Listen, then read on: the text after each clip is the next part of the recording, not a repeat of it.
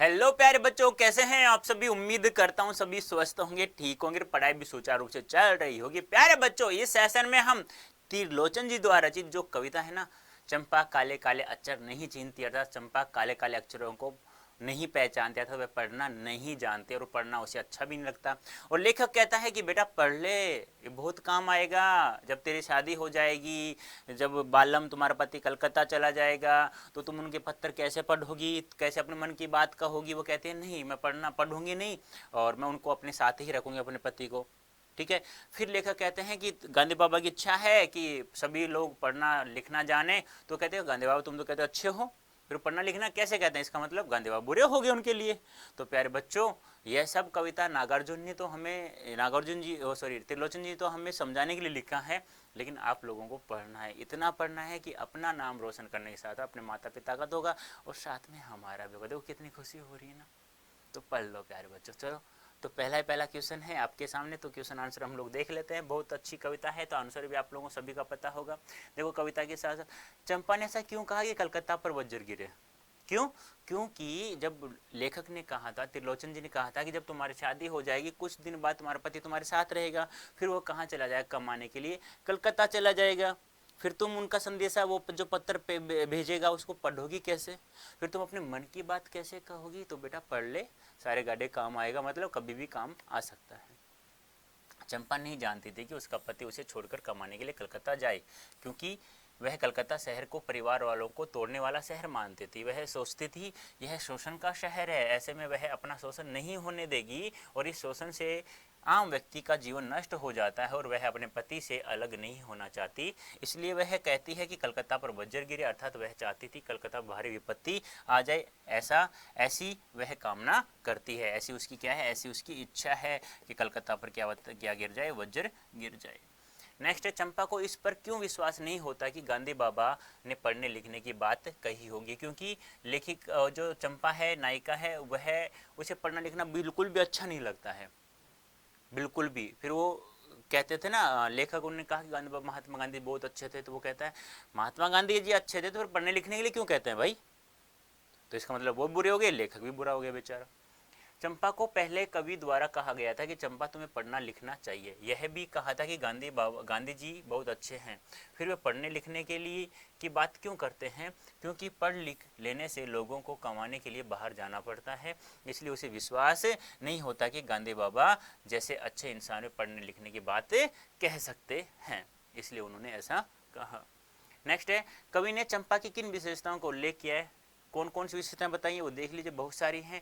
क्योंकि पढ़ना लिखना नहीं जानती है, बहुत अच्छी है, बहुत नटखट है, चंचल है और उसमें कभी शरारती उद्यम भी कर लेती है। बहुत सारी विशेषताएं बताइए। जैसे वह क्या है, निरक्षर है, वह काले काले अक्षरों को के चिन्हों को नहीं जानती है, वह अच्छी है, चंचल है और नटखट भी है, वह शरारती स्वभाव की भी है, कवि की कवि की कभी कलम छुपा देती है तो कभी कागज छुपा देती है। यानी कि जब लेखक पढ़ने बैठता है तो लेखक देखता है कि उसकी कलम भी उसके पास नहीं है। अब जैसे तैसे बेचारा ढूंढ के लाता है बुढ़ापे में, फिर देखता है आने के बाद में कि अब उसका रजिस्टर गायब है, तो वह परेशान हो जाता है। ठीक है। वह अबोध बालिका है, यानी कि अबोध यानी क्या होता है, ना समझ। वह वह पढ़ाई लिखाई का पढ़ाई लिखाई का महत्व नहीं जानती है, वह स्पष्ट बोलती है, वह अपनी बात को घुमा फिरा कर नहीं कहती है। ना समझ बेचारी बिल्कुल सीधी सादी है। वह मेहनती भी है, वह रोजाना चौपायों को चरा कर लाती है। चौपाई यानी कि चार पैरों वाले पशुओं को, गाय भैंसों को चरा कर लाती है। चंपा चंपा में परिवार के साथ चंपा परिवार के साथ मिलकर रहने की भावना चंपा में चंपा में परिवार के साथ मिलकर रहने की भावना है, वह परिवार को तोड़ना नहीं चाहती, इसलिए वह कहती है कि कलकत्ता पर भारी विपत्ति आए, अर्थात उस पर वज्र गिरे। यानी कि वो कहते हैं ना कि जब बालम कुछ दिन तुम्हारे साथ रहकर कलकत्ता चला जाए कमाने, फिर क्या करोगी तुम अकेले। तो वो कहती है, वो सोचती है कि परिवार हमेशा एक साथ रहना चाहिए, चाहे खाने को कम मिल जाए, लेकिन मैं अपने पति को कलकत्ता नहीं भेजूंगी। वह शोषण का शहर उसे मानती है।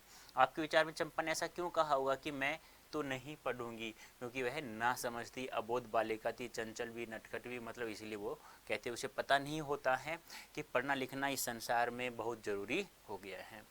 मेरे विचार में चंपा एक ग्रामीण लड़की है जो यह मानती है कि पढ़ लिख कर लोग कमाने के लिए अपनों को छोड़कर कलकत्ता चले जाते थे, अर्थात वो अपने परिवार से दूर चले जाते हैं और उनका परिवार से संबंध टूट जाता है और पीछे परिवार वाले लोगों को बिछोह की वेदना को सहन करना पड़ता है।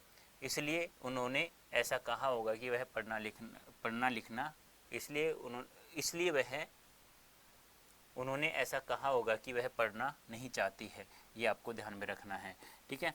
क्योंकि उसे पता है कि यानी कि कुछ लोग होंगे उनके आसपास, ग्रामीण लड़की थी तो ग्रामीण गांव के लोग क्या करते हैं, कमाने के लिए शहर चले जाते हैं और यहाँ तक कि अपने माता पिता को वो नालायक लोग भूल जाते हैं कुछ समय बाद, पैसा कमाने के बाद जिन्होंने जन्म दिया उसको भूल जाते हैं।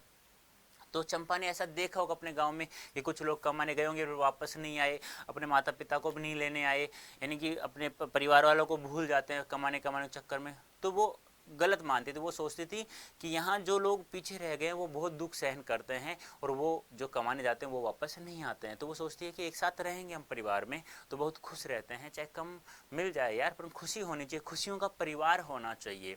तो यह सब इसलिए चंपा ने कहा होगा कि पढ़ना लिखना बहुत ही गलत है, क्योंकि वो परिवार को छोड़कर दूर चले जाते हैं, कभी वापस नहीं आते हैं।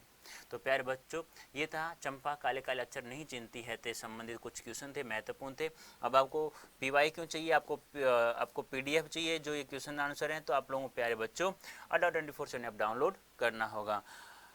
तो कैसा लगा, समझ में आया होगा उम्मीद करता हूँ। तो अभी के लिए प्यारे बच्चों इतना ही, पढ़ते रहना, मेहनत करना, कर्म पर विश्वास करना। अब की बार अच्छे अंक आ जाएंगे तो फिर 12th में बहुत अच्छे मार्क्स आएंगे। इस बार भी 100% मार्क्स प्राप्त करना है और नेक्स्ट टाइम जब 12th में जाओगे तब भी आपको प्राप्त करना है। वैसे आपको पता ही है Adda24/7 आप लोगों को समय समय पर सभी सब्जेक्ट की क्लास उपलब्ध करवा ही रहा है, चाहे 11th हो, 12th हो, 9th हो, 10th हो, 8th, 7th, 6th, कोई सी भी क्लास हो प्यारे बच्चों, किसी भी सब्जेक्ट का बच्चा हो, हमारे यहाँ यूट्यूब चैनल पर सभी सब्जेक्ट की क्लासें उपलब्ध होती हैं। तो प्यारे बच्चों अभी के लिए इतना ही, धन्यवाद, थैंक यू सो मच।